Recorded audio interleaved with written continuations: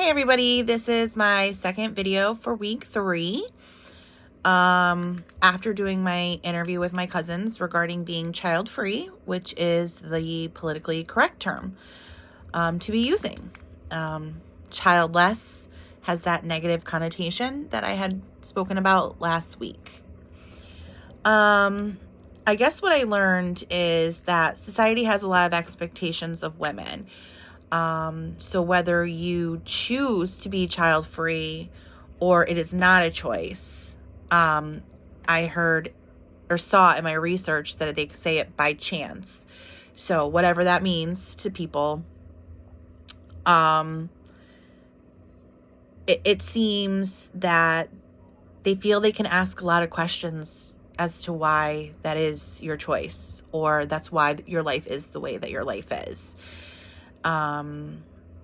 Which is interesting because I never really hear people ask people with kids, well, why'd you only have 2?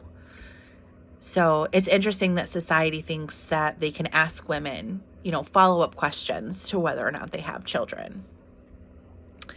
And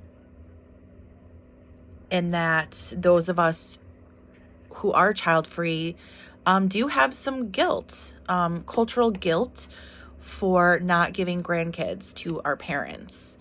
And out of my 2 cousins that I interviewed and myself, all of our siblings have children except us. So that was pretty interesting. It's really important to find your tribe. Finding other friends without kids, because oftentimes your friends with kids, they forget you. They're so busy, being responsible for this entirely different human or multiple humans, plus working and the sports and all this stuff that, you're just not a priority. And it's not necessarily on purpose. It's just that you're raising kids. So we got to stick together as child-free kids. I also found a website called Not Moms, which was pretty cool because it focuses on all the famous women today and in history who were child-free for whatever reason, and they give quotes, and it was pretty inspirational. So that was interesting. Let's see. What is important to my interviewees, my 2 cousins, is just that they are still putting forth some effort into doing good. If it's not with, reproducing with their own kids, it's with doing things within the community, either their profession or volunteer work. So one of my cousins, actually, she is a professional DJ, and she does a lot of karaoke, which she finds to be very therapeutic, as well as my other cousin, who is a nurse as well. We definitely see the world a little bit different.